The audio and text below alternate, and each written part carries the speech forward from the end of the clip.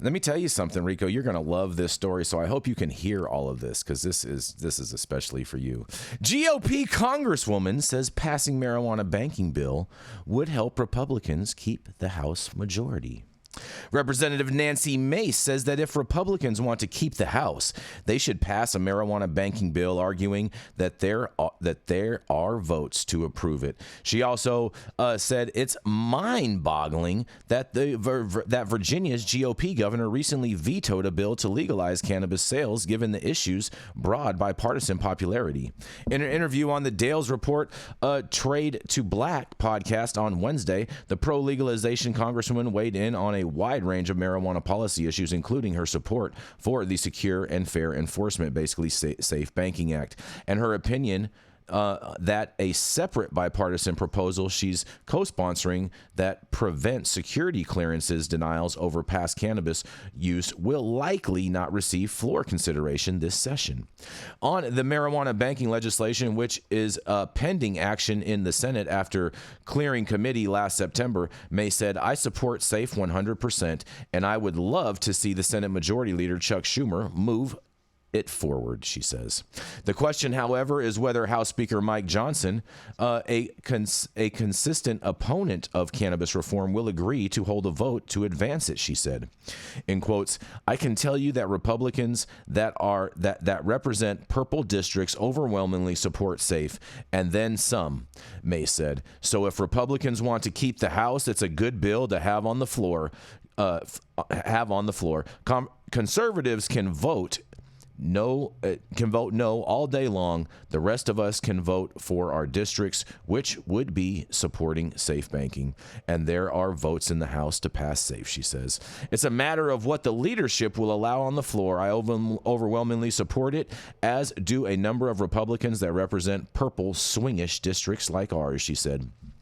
Despite her support for the cannabis banking legislation, however, Mace has not added her name to the list of co-sponsors on the current version of the House measure. At the same time, that the Congresswoman is suggesting that the House Republicans could keep or maintain their majority with Safe Banking Act vote. She's also criticizing Virginia Governor Glenn Youngkin for vetoing bipartisan legislation last week that would have legalized cannabis sales for adults in the state. In quotes, "I don't understand the method behind the madness here, because this is what the people want to do. This is what people want to do it in a responsible manner that protects our children," she said. "It's mind-boggling to me that that's what would happen. The math doesn't add up for me." Mace also weighed in on other recent controversial developments. New guidance from a GOP policy committee she sits on that specifically urges members to oppose safe banking and the Cannabis Users Restoration of Eligibility Act, also known as the CURE Act, she's sponsoring on marijuana-related security clearance denials. In quote, she says, I don't understand. We don't need it. We need to move forward, not backwards," she said of the GOP's leadership opposition to cannabis reform. "We need to go with where the country is." And I totally agree with her on that. The CURE Act passed the House Oversight Committee in a 30-14 vote last September, with 10 Republicans joining Democrats to advance it. And May said, "There's no reason for us to discriminate against workers at all."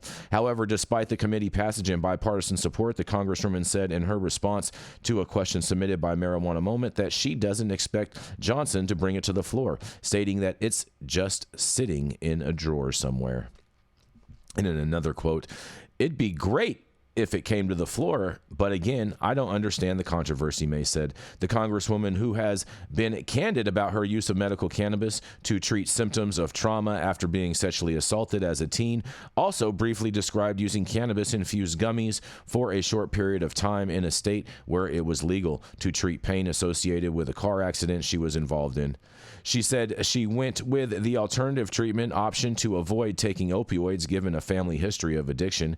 And Mace was also critical of Democrats who, she said, have had every opportunity to legalize marijuana but haven't done done so yet. In reality, House Democrats have passed legalization legislation twice in recent sessions when their party controlled the chamber, but a key obstacle has been moving the measure through the Senate with the steep 60-vote threshold that would have required GOP buy-in.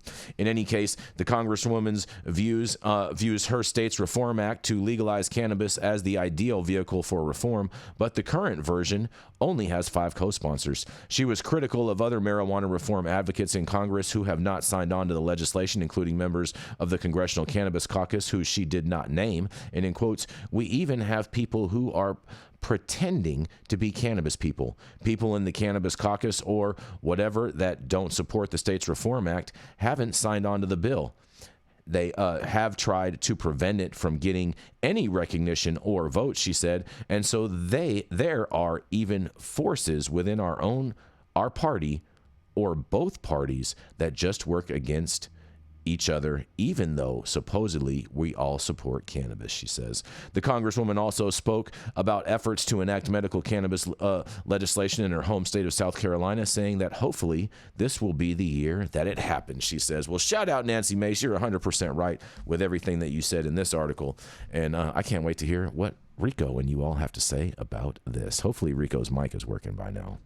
This is Jason Beck for the High at 9 News. What do y'all have to say about this? You hear me? Yep. Well, Rico is going to have to say it because this is a GOP lady coming out. Yeah. Guns blazing for marijuana. Rico, I definitely want to hear what Rico got to say too.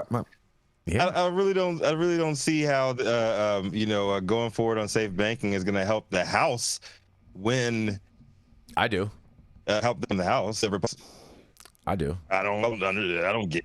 I do because I know how it helps it too. Yeah. More young people are going to be able to relate more with Republicans because they're a little bit more sensical than the Democrats right now, and just by them showing their support for cannabis is going to make them more relatable to younger voters, and that's how they're going to maintain the House. And what's the first thing? And what's the first thing they're doing is going after banking, something that when they legalized it in California, they didn't do. That was one of the main stumps that people in California had to deal with, especially when we first started cultivating marijuana in Stockton. You couldn't put the money in the bank. The bank wouldn't take your money. Especially, I walked in there one time with $5,000 cash, and the lady wouldn't take it because she said it smelled like weed.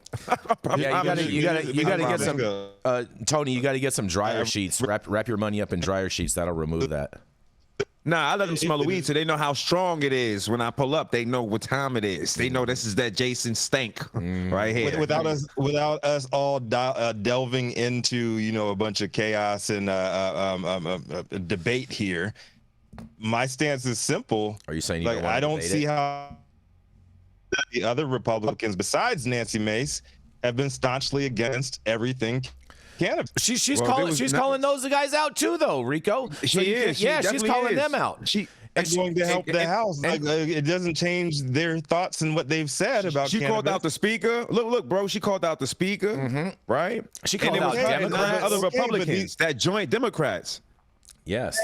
But these people are saying what they're saying. How does that help? This is a big help. Want to vote?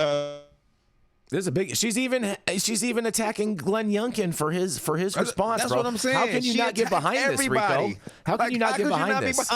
This she is put crazy. her foot on their necks. Yeah. This is what she doesn't represent she doesn't represent states.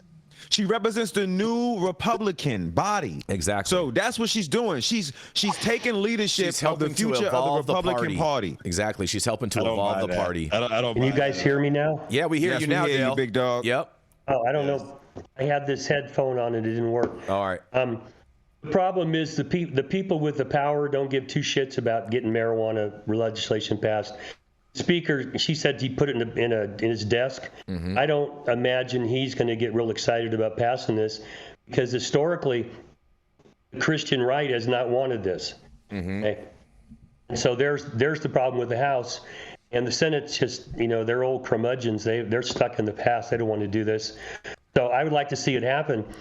But honestly, there's bigger fish to be fried in Congress right now.